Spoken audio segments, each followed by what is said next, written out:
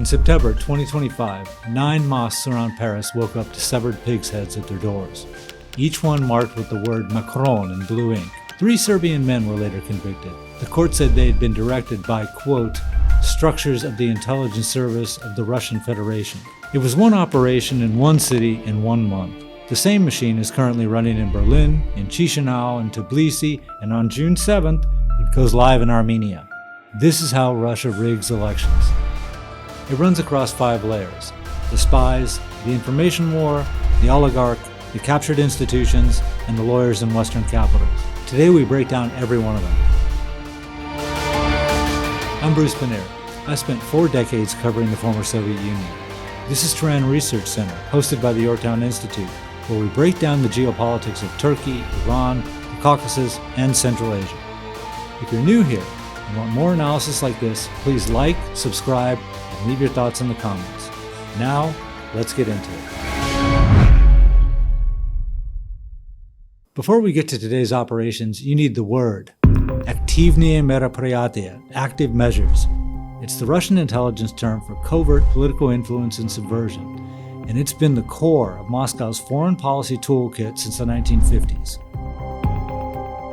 The KGB ran active measures through what was called Service A, which began as Service D for disinformation. The instruments were standard: front organizations, backing of friendly political movements, orchestration of domestic unrest, disinformation through forged documents and planted news stories.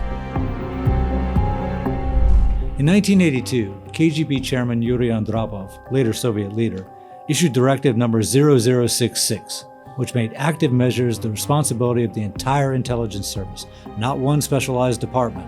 The job became everyone's job. Most of that infrastructure was dismantled in the 1990s. Under Putin, it came back. Для меня возвращение на работу в органы безопасности – это возвращение в свой родной дом. By the mid-2000s, Russian foreign intelligence had been rebuilt.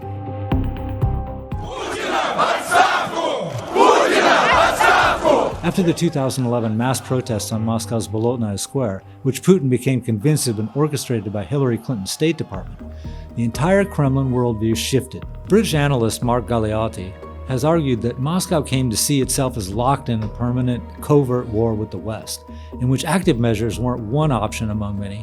They were the most logical response. People who really have not come to terms with the fact that Russia is no longer the Soviet Union, that it no longer has sway over these swaths of territory in Eastern Europe, Southern Caucasus, Central Asia, and so forth.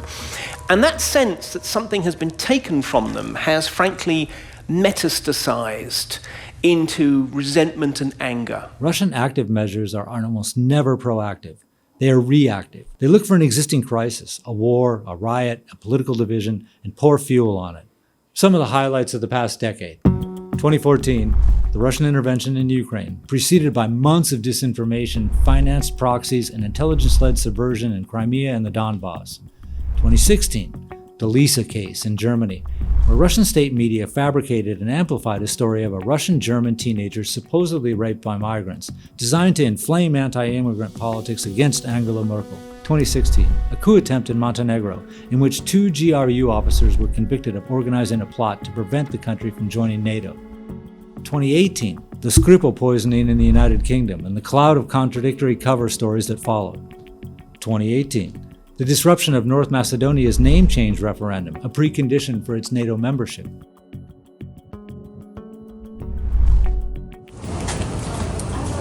After Hamas's October 7th attack on Israel, Russian-speaking Moldovan operatives spray-painted Stars of David on Jewish homes in Paris. Russian bots amplified the story. The French Foreign Ministry accused Russia directly of attempting to inflame anti-Semitism in France. How strong is the evidence that Russia was in fact involved in these attacks? The French authorities are confident that there is foreign interference and involvement here, but this isn't the only example. Удар по госпиталю в Газе. Russian state media falsely blamed Israel for the Al-Akhli hospital explosion in Gaza, even after Western and independent investigators concluded the blast was caused by a Palestinian rocket. cybersecurity firms documented more than 40,000 bots pushing pro-Hamas narratives in the weeks to follow. Russia using the narratives focusing on the false picture of Sweden being hostile against Islam. They're repeating the narratives that we see in the Islamic extremism environment. A far-right journalist with Kremlin ties burned a Quran in front of the Turkish embassy in Stockholm at exactly the moment Turkey was deciding whether to ratify Sweden's NATO bid. In each case, the goal was the same: deepen divisions in target societies, distract the West from Ukraine, chip away at the unity of the alliance as a raid against Moscow. The history matters because the playbook in Armenia today is the same playbook, just compressed, intensified, and aimed at a country Moscow considers existentially inside its zone. 5 layers. Here they are.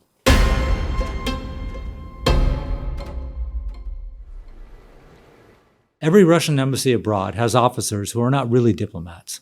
That's true in Washington, Berlin, and Tokyo. But in countries Moscow considers its near abroad, the ratio inverts. The diplomats are the cover. The intelligence officers are the substance. A May 2026 investigation by The Insider, a Russian opposition outlet, mapped the full team Moscow has deployed in Yerevan ahead of the June election. Alexei Mishlovkin is listed on the embassy roster as a trade representative. He's not a trade representative. According to The Insider, he's an SVR resident, the head of Russia's foreign intelligence station in Armenia. Before Yerevan, he ran the directorate at SVR headquarters that trains illegals, deep cover agents for Armenia, Azerbaijan, and Georgia. Then there's the FSB contingent, General Sergei Kivachuk, who arrived in Yerevan after running the agency's regional office in Mariel. First Secretary Sergei Kucheruk transferred from FSB military counterintelligence on the Baltic Fleet and now regularly spotted at the Russian military base in Gyumri. And the GRU, Russian Military Intelligence. Vyacheslav Proshkin is officially Rosatom's representative for the Soviet-era Metsamor nuclear power plant. The nuclear job is the cover. Alexander Gladishchuk previously served at the Defense Ministry Geospatial Center that produces, quote, special geospatial information necessary for the use in high-precision weapons. Before Yerevan, he mapped NATO sites in Belgium. This isn't diplomacy. This is the operational layer. The people running agents, collecting compromising material, and providing the tactical intelligence everything else in the playbook is built on. According to The Insider, the Prime Minister himself has been the target of a dedicated SVR collection effort for years, under the internal codename Boroda, the Beard. Above the Yerevan station in Moscow sits a newly created Presidential Directorate for Strategic Partnership and Cooperation. It replaced an earlier directorate that was reassigned after Moscow's interference campaign in Moldova's 2025 elections failed. The new directorate is led by Vadim Titov, a Rosatom official close to Sergei Kiriyenko, the first deputy chief of staff in the Russian presidential administration and the man Putin has tasked with managing the post-Soviet space. The same Kiriyenko, according to leaked documents we'll turn to next, appears to personally sign off on the interference budget.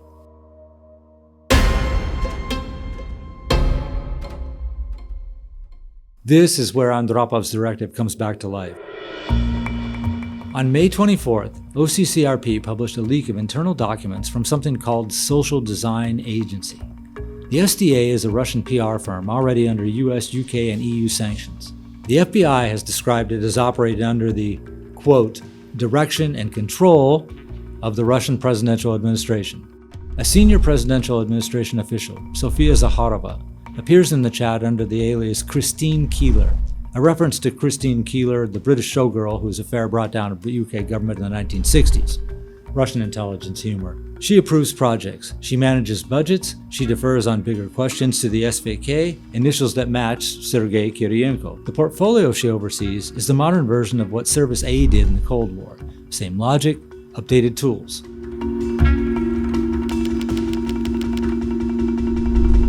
In September 2025, 9 mosques across Paris woke up to severed pigs' heads at their doors, each marked with the word Macron in blue ink. 3 Serbian men were later convicted of the attacks in their home country. The verdict stated that they had been directed by, quote, structures of the intelligence service of the Russian Federation. The leaked SDA documents include an internal write-up titled, quote, Report on Operation Pig's Head, complete with photographs of the prepared heads before they were distributed. The same network poured green paint on the Paris Holocaust Museum, left plastic skeletons at the Brandenburg Gate in Berlin, filled the exhaust pipes of hundreds of German cars with foam and stickers reading "Be Greener" an attempt to discredit the German Greens. The leaked planning documents describe the strategy as, quote, delivering consecutive cognitive strikes against Western publics. Now, apply the same machinery to Armenia. The leaked files include a project document titled Russian Armenians Decide. A large fraction of Armenia's electorate also holds Russian citizenship, Armenians who work in Russia and vote at home. The SDA's plan, according to the document, is to target those voters through a specific media outlet, Yerevan.1, with content designed to, quote, form a negative attitude toward the current Armenian authorities and personally toward Prime Minister Pashinyan. Yerevan.1 is one of 12 outlets in a network called SNG Media. The leaked materials show SNG Media is, in effect, an SDA project. Its outlets are aimed at Armenia, Kazakhstan, Uzbekistan, Tajikistan, Turkmenistan, Kyrgyzstan, and the Caspian region. The output, in Armenia's case, has been steady. A viral story claiming Pashinyan secretly bought a luxury villa in Marseille. According to the SDA's internal report, the story reached over 10 million views. It was debunked. The fact checks were noted internally, and the operation moved on. A nearly identical story about Volodymyr Zelensky in an apartment in the Burj Khalifa. 86 million views, also debunked, also logged as a success. An astrological forecast describing Pashinyan as, quote, a symbol of Armenia's deep national crisis, published on Yerevan.1 in early May, drafted in Moscow. The point of these operations isn't to convince anyone of a specific lie. It's to flood the zone, to make every Armenian voter and every Armenian working abroad feel that the country is in chaos. The government is corrupt, and the only stable option is the one Moscow is quietly offering.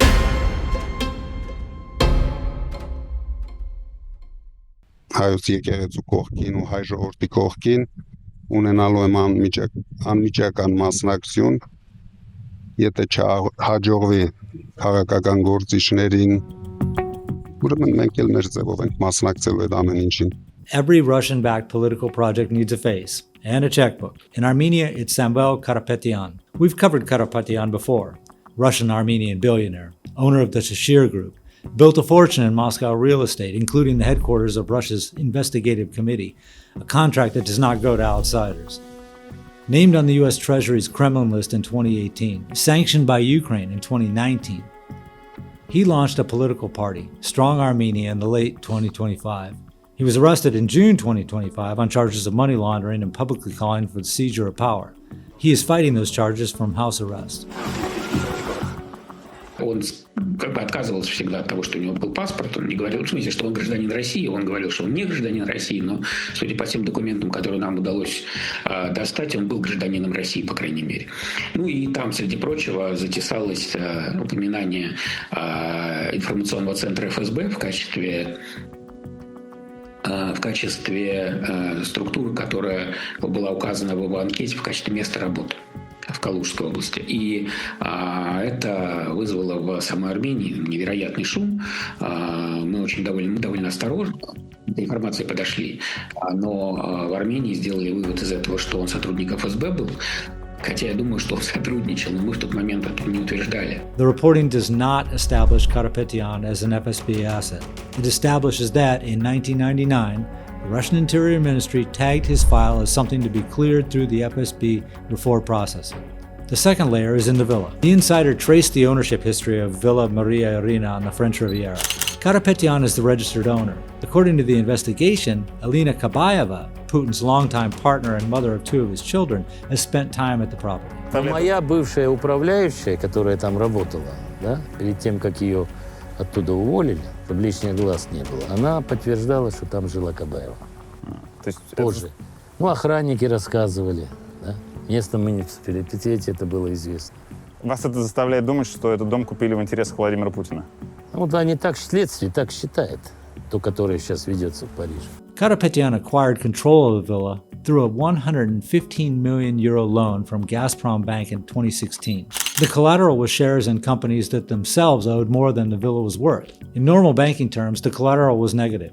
In practical terms, the loan was a gift. Effectively, Gazprom, a Russian state-controlled company, transferred a French Riviera villa to Karapetyan, where Putin's partner could vacation. Человек, который был постельничем Кабаевой, сейчас представляет Путина на выборах в Армении. То есть, понимаешь, какая штука? Как бы, если мы говорим про Самвела Карапетяна как политика, независимого, который борется с Пашиняном, это одна история. Но когда мы видим его связь с семьей и понимаем, что возвращение Армении в лоно Советской России отдано человеку, который доказал лояльность и верность семье, будучи формальным владельцем дворца, в котором отдыхала супруга Путина, это совсем другая же история. Да, она по-другому звучит. This is what Russian-style oligarchy actually means. Wealth in the post-Soviet space is not a private asset. It's a political instrument, held by individuals at the pleasure of the state and deployed by the state when needed. Уважаемый Николай Владимирович. When Putin met Pashinyan in the Kremlin on April 1st, he said Karapetyan should be allowed to run in Armenia's election. It was, in effect, a patron speaking on behalf of his asset. Некоторые, я знаю, находятся в местах лишения свободы, несмотря на то, что у них паспорт российский есть. Это ваше решение, мы не вмешиваемся, но хотелось бы, чтобы они все могли, во всяком случае, принять участие в этой внутриполитической работе. Karapetyan's bloc is not the only Russian-aligned opposition. The insider also names Gagik Tsarukyan, leader and founder of the prosperous Armenia Party, convicted in the Soviet era for gang rape and a frequent guest in Russian government offices. According to the leaked Russian presidential administration files, the budget for Tsarukyan's 2017 election campaign was drawn on Staraya Square, where the Russian presidential administration sits. Я думаю, что именно потому, что Армения небольшая страна, это простота политических мотивов, которые используются для того, чтобы взять вот подходящего и верного чувака с бизнесом в России, который еще, естественно, со всех сторон завязан на Путина, потому что если что-то пойдет не так, Путину есть на что надавить, у него бизнес в России, который его кормит. Вот, отправляется, значит, вот, сражаться, значит, с европейским выбором Армении. Это настолько просто, понятно и даже в какой-то момент своей банальности потрясающе показывает нам, как все устроено, что пройти мимо этого сюжета было невозможно, и не написать об этом тоже было нельзя. Armenia is not the first place we've seen this. The most direct parallel is Moldova. Мы все с вами слышим, ну и в принципе правда, что знаем. In Moldova, the Kremlin's preferred oligarch is Ilan Shor, a sanctioned fugitive convicted in absentia of stealing $1 billion from Moldovan banks. From his refuge in Moscow, Shor financed at least 3 pro-Russian parties, paid voters directly through Russian state-owned banks, and ran a media network targeting the diaspora.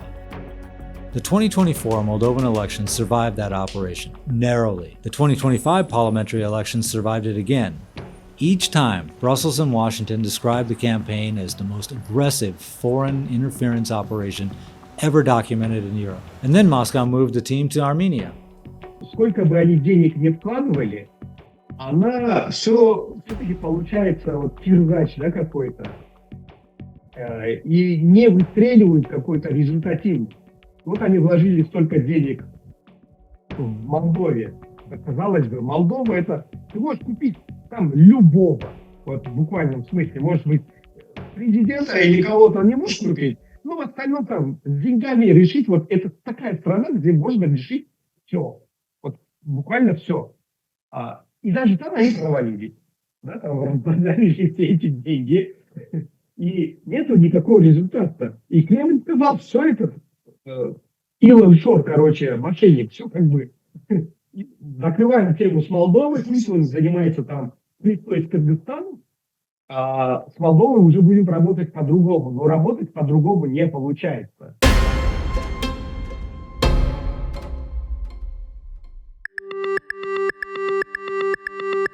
Russian interference doesn't work by replacing local institutions. It works by capturing them. In Armenia, the institution is the Apostolic Church. We've done a full episode on the church, link in the description. The short version, 17 centuries of spiritual authority, decades of Soviet-era intelligence penetration, and a current Catholicos who has publicly called Russia the second homeland of Armenians and received personal state honors from Putin. In the past 2 years, senior clergy have called the elected government, quote, traitors who deserve to be shot. They've led mass protests against the peace process with Azerbaijan, and they become the rhetorical engine of the opposition campaign against Pashinyan. I think it would at the very least be fair to say that the Armenian church retains some pro-Russian sympathies and retains sympathies for the prior pro-Russian government, which Pashinyan, of course, was able to oust in 2018. And what this means is that now the church is effectively the last remaining major public institution in Armenia, which Pashinyan hasn't been able to exert control over. And for this reason, it's the primary mechanism by which Moscow is able to exercise its influence in Armenia. The Ukraine parallel here is exact. Before Russia's full-scale invasion in 2022, the Ukrainian Orthodox Church, under the Moscow Patriarchate, was one of the Kremlin's most powerful instruments inside Ukraine. It propagated narratives delegitimizing the Ukrainian state. It framed Western integration as a spiritual betrayal. It mobilized clergy and parishioners as a political constituency. Kiev eventually moved against it. By then, the country was already at war.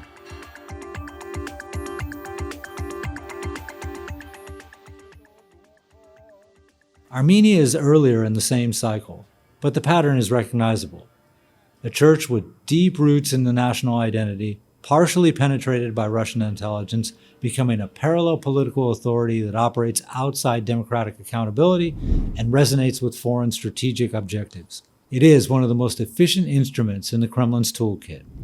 You don't have to build it, you activate what's already there. Their way of what they want to do in Armenia, the church, it overlaps with the Russian interest, meaning that Russia is not interested in the win of Pashinyan, because if Pashinyan wins, so he will amend the constitution, which in its turn will lead to finalization of a peace plan, peace with Azerbaijan, and Armenian orientation towards the West and America.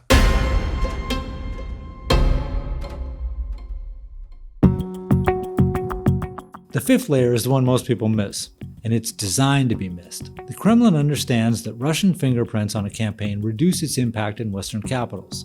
So the playbook includes a step specifically designed to remove those fingerprints by routing pro-Kremlin narratives through Western lawyers, lobbyists, diaspora organizations, and even international institutions. In Armenia's case, three threads are visible. The first is the Ocampo episode.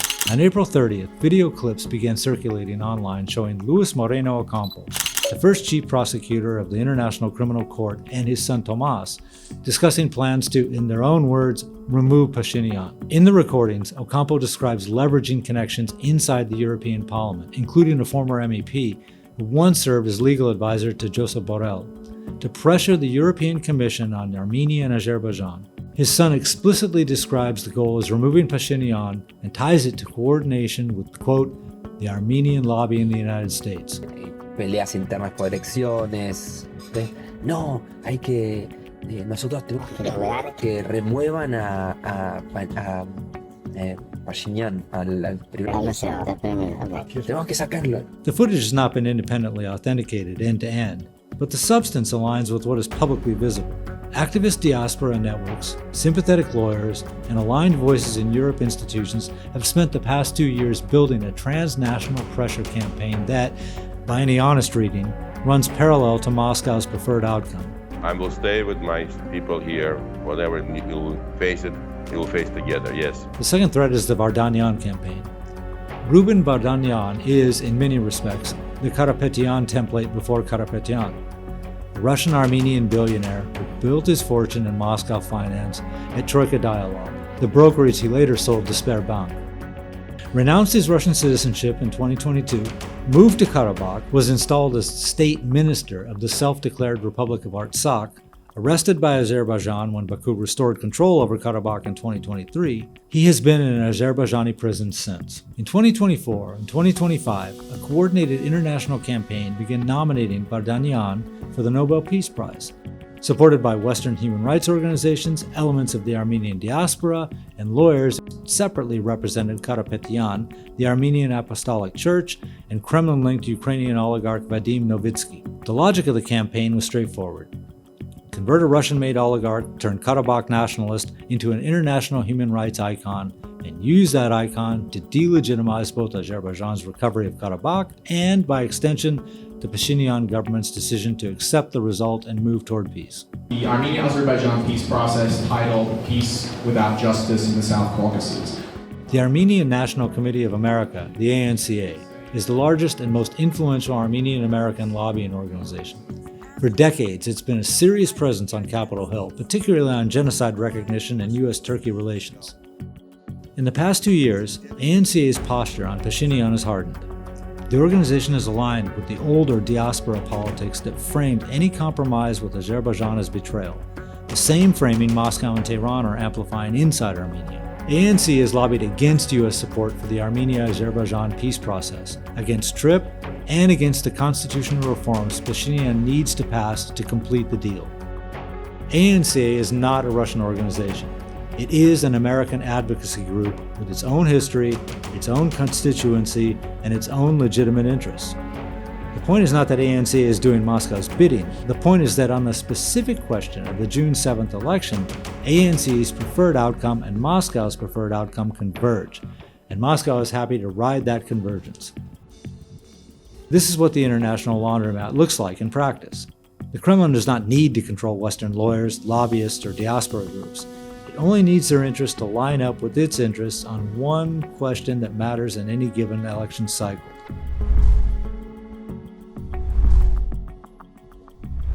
So that's the playbook.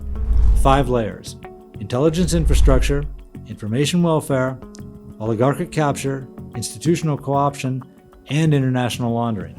Each one has been deployed in Armenia. Each one has been documented in the past 3 months, and each one has a Moldovan, Ukrainian, or European parallel. The Hungarian elections last month, the Slovenian elections last month, the Moldovan elections last fall, the Ukrainian war as a whole, the Georgian government's slow drift away from Brussels.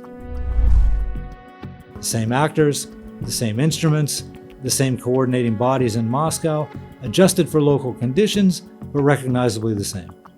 What makes Armenia distinctive is the compression. A country of 3 million people, an election on June 7th, a constitutional referendum on the horizon, a US-brokered peace deal that depends on the outcome, a church, an oligarch, a Russian intelligence station, and an international pressure campaign all activated simultaneously under the close personal attention of the Russian presidential administration. What to watch over the next 2 weeks? The disinformation cycle on Telegram and on outlets in the SNG media network? Whether the Katolikos and his allied clergy escalate their rhetoric in the final stretch? The diaspora vote in Russia? The European Parliament for further pressure on Brussels using the Ocampo material? And whether Moscow follows through on the threats of economic sanctions that Russia's deputy prime minister has been making since the Kremlin meeting on April 1st. The vote itself will be one signal, but the more important signal is what happens after. Whether the opposition accepts the result, whether the church accepts the result, and whether the Russian apparatus we've just walked through accepts the result. Мы вынуждены будем где-то, не где-то, по большому счету, практически всю нашу работу, в данном случае с Арменией, в сфере экономики, касающейся интеграционных процессов, свернуть. Based on the past 2 years in Moldova, Romania, Georgia, and Slovakia, the answer to all 3 of those questions is probably no. Как это провести, если пока силовые органы Армении сохраняют лояльность, полиция, общество все-таки изменилось за последние годы. При Пашиняне все-таки люди не живут плохо, понимаете? После войны их уровень жизни не упал, они не потеряли какие-либо экономические свои преимущества. Они живут нормально, они не в кризисе, ни в энергетическом кризисе, ни в финансовом каком-то кризисе. И поэтому в данный момент у Пашиняна рисковый вариант, но учитывая его опыт, как он выживал в более сложных кризисных ситуациях, какие-то сложные вызовы мог выпустить, вывести все-таки страну на новый этап. Thanks for watching. This video draws on recent investigations by OCCRP, by The Insider, and by Ukrainian and European outlets, alongside earlier work by Mark Galeatti at the Marshall Center on the History of Active Measures and analysis by our director, Joseph Epstein and Novaya Gazeta Europe on how those measures get deployed in moments of crisis, all linked in the description. If you found this video informative, consider subscribing and hitting the notification bell. And let me know in the comments, which layer of this playbook do you think is the hardest for a small democracy to defend against? The spies, the money, the church, or the lawyers in Western capitals?